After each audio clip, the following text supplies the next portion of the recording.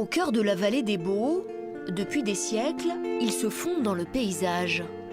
Les oliviers, des arbres aussi forts que des guerriers.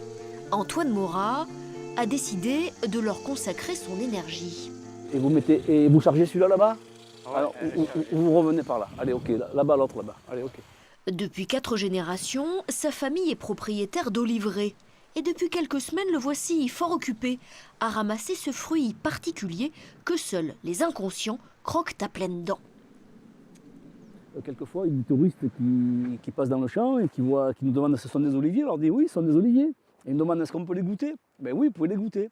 Et donc, ils mordent l'olive et puis ils la recrachent aussitôt parce qu'à l'intérieur, évidemment, l'olive est très amère.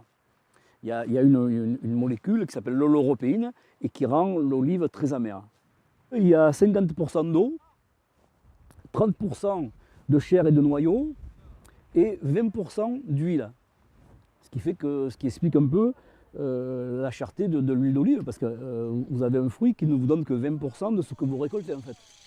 Et pour récolter ces olives, Antoine Maura a sans hésiter troqué son peigne à main contre un peigne électrique. Alors c'est des peignes avec des doigts en polycarbonate et ça n'abîme pas les feuilles, ça n'abîme pas les branches et ça fait tomber les olives. Voilà, c'est beaucoup plus rapide. Elles sont bien accrochées cette année. En fait la sécheresse les a beaucoup durcies. Elles sont très dures les olives, elles tombent difficilement. Sur cette parcelle, ce sont des olives à glands d'eau, une variété endémique de la vallée des Baux.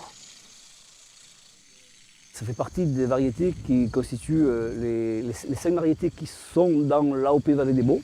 C'est une olive un peu longue, mais qui normalement est plus charnue en début de tête. Voilà. La sécheresse fait qu'elles sont un peu plus petites que d'habitude. Mais ça ne fait rien, ça n'enlève rien à la qualité de l'olive.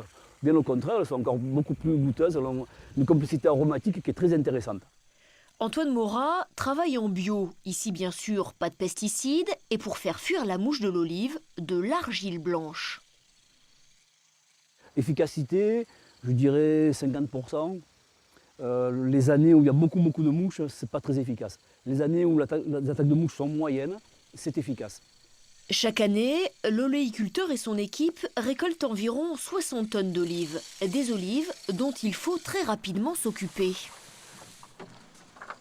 Et ça va au moulin à Cravenco dans pas longtemps. Dans le cahier des charges de l'AOP Vallée des Baux, l'olive doit parvenir en moins de 48 heures au moulin. Elle y sera triturée et transformée en huile, mais ça, c'est une autre histoire.